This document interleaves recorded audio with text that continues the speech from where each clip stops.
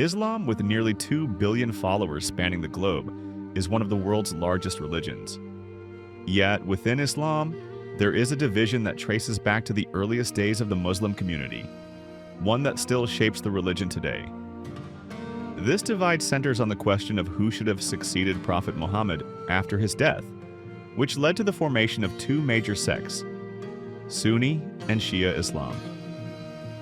The roots of this division lie in the events that followed the Prophet's death, which left a leadership vacuum in the Muslim community. The question of succession became critical, and the resulting disagreement over who should lead the Muslim Ummah remains one of the most significant splits in Islamic history. Today, the majority of Muslims are Sunni, while a significant minority follow Shia Islam. This episode will explore the historical events that led to this divide and examine how those events continue to shape Islamic thought and political dynamics. The Prophet's final days and the leadership vacuum. In 632 CE, Prophet Muhammad passed away after completing his final pilgrimage to Mecca. His death left the nascent Muslim community in a state of uncertainty. The Quran provided clear religious guidance, but there was no direct instruction on how to choose a leader or caliph to guide the Muslim community after him. The Prophet's death raised the critical question of succession. At the time of his death, one of the most prominent figures within the Muslim community was Ali ibn Abi Talib, the Prophet's cousin and son-in-law. Ali had been one of the first to accept Islam and had been a key figure in supporting the Prophet during difficult times. His loyalty to the Prophet and his familial connection made him a natural candidate for leadership. However, another faction within the community believed that leadership should be selected based on merit and community consensus, not on familial ties. The pen and paper incident. One of the key moments leading up to the division of Sunni and Shia Islam occurred just before the Prophet's death. According to various reports, the Prophet asked for pen and paper to write a statement that would clarify the succession and provide further guidance to the Muslim community after his passing.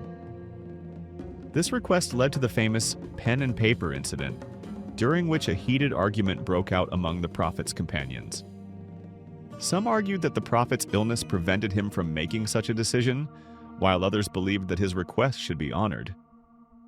In the midst of the dispute, the Prophet, frustrated by the disagreement, asked everyone to leave the room, and his statement was never written.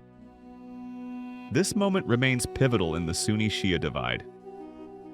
For Shia Muslims, it represents a missed opportunity for the Prophet to clearly designate Ali as his successor. They believe that had the statement been written, it would have explicitly named Ali as the rightful leader of the Muslim community. Sunni Muslims, on the other hand, argue that the Prophet's death was not the time to make such a clear declaration, and that leadership was to be determined by the community. Abu Bakr's election as the first caliph. Following the Prophet's death, a gathering was called to select a new leader. The Ansar, a group of Muslim supporters from Medina, believed that leadership should remain with them due to their crucial role in supporting the Prophet during his early years in Medina. However, the Quraysh tribe, to which both the Prophet and many of his companions belonged, believed that leadership should stay within their tribe. This group, which included Abu Bakr, Umar ibn al-Khattab, and Abu Ubaidah, argued that the leader should come from the Quraysh to ensure the unity of the broader Arabian community. After intense discussion, Abu Bakr, one of the Prophet's closest companions and father-in-law to the Prophet, through his daughter Aisha, was elected as the first caliph. However, Ali and his supporters were not present at the meeting and initially did not pledge allegiance to Abu Bakr. Ali's supporters believed that he, as the Prophet's cousin and son-in-law, was the rightful leader of the community. This division, though initially subdued, would later become a defining feature of the Sunni-Shia split. The Ghadir Qum incident and its implications. One key event frequently cited by Shia Muslims to argue that Ali was designated by the Prophet as his successor is the Ghadir Qum incident. On the Prophet's return from his final pilgrimage, he stopped at a place called Ghadir Qum, where he gathered a large group of his followers and is reported to have said, "For whomever I am his Mawla, Ali is his Mawla." The word Mawla can be translated as leader or master, and this statement is interpreted by Shia Muslims as a clear designation of Ali as the Prophet's successor. Sunni Muslims, however, view this statement as significant, but not a formal appointment of Ali as caliph. They believe the Prophet's words were meant to affirm Ali's importance and special relationship with him, but not to appoint him as the sole leader of the Muslim community. The caliphates of Abu Bakr, Umar, and Uthman. Abu Bakr's leadership was crucial for stabilizing the Muslim community in the aftermath of the Prophet's death. His caliphate was marked by the Ridda Wars, in which he fought to reunify the tribes of Arabia that had turned away from Islam following the Prophet's death. After Abu Bakr's death, Umar ibn al-Khattab succeeded him as the second caliph. Umar's rule saw significant expansion of the Islamic Empire, including the conquest of large parts of the Byzantine and Sasanian empires. Umar's leadership was widely respected, but he was assassinated in 644 CE, leading to the appointment of Uthman ibn Affan as the third caliph. Uthman's reign, while marked by continued territorial expansion, was also fraught with controversy. His policy of appointing family members from the Umayyad clan to key positions of power led to accusations of nepotism. Uthman also oversaw the compilation of the Quran into a single standardized text, a move that angered some factions within the community. As tensions grew, many of Ali's supporters felt that Uthman's leadership was detrimental to the unity of the Muslim community, and they were vocal in their criticism of his rule. Some Shia Muslims believe that Uthman, sensing the rising discontent, used diplomatic means to persuade Ali to pledge allegiance to him. Others argue that Uthman used forceful measures to compel Ali and his supporters to accept his authority. The first fitna, Ali's leadership and opposition. After Uthman's assassination in 656 CE, Ali was chosen as the fourth caliph. His leadership, however, was immediately contested by factions within the Muslim community. One of the primary challenges came from Aisha, the Prophet's widow, and the governor of Syria, Muawiyah ibn Abi Sufyan, a member of the Umayyad clan and cousin to Uthman. They demanded that those responsible for Uthman's death be brought to justice, but Ali's failure to act swiftly led to further conflict. The tension escalated into the first fitna, the first major civil war within the Muslim community. The conflict began with the Battle of the Camel, fought near Basra, where Ali's forces clashed with the forces of Aisha, Talha, and Zubair, who were seeking justice for Uthman's death. Ali's forces emerged victorious, and Aisha was sent back to Medina.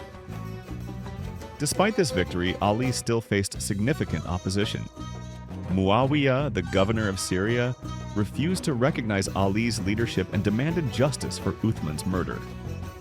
The conflict soon escalated into a second major confrontation, the Battle of Siffin, fought in 657 CE. The battle ended in a stalemate, with neither side able to claim a decisive victory. The two sides agreed to arbitration to settle their differences. The arbitration and its aftermath. The arbitration process, however, did not bring the expected resolution. Muawiyah, who had considerable support in Syria, pushed for a solution that would effectively remove Ali from power. He argued that the Muslim community should be allowed to choose its leader through a consensus. Ali, on the other hand, refused to relinquish his title and continued to claim legitimacy as the rightful caliph. The arbitration resulted in a deepening division. Ali's supporters, frustrated by the failure of the arbitration, broke away and formed a faction known as the Kharijites. The Kharijites believed that neither Ali nor Muawiyah was fit to lead, and that the community should choose a leader based solely on piety and righteousness. In 661 CE, Ali was assassinated by a member of the Kharijites while praying in the mosque at Kufa. His death left the Muslim community once again divided, and his son Hassan briefly assumed the caliphate, Muawiyah's rise to power, and the establishment of the Umayyad dynasty. After Ali's death, Muawiyah declared himself caliph and took control of the Islamic Empire. To avoid further conflict, Hassan, Ali's son, agreed to relinquish his claim to the caliphate in exchange for a peace treaty that would ensure his family's safety and prevent further bloodshed. Under the terms of the treaty, Muawiyah agreed to rule according to the Quran and the Sunnah, the practices of the Prophet, and he pledged not to appoint a successor. The treaty aimed to prevent the further division of the Muslim community. However, Muawiyah's actions contradicted the terms of the treaty when, near the end of his reign, he appointed his son Yazid as his successor.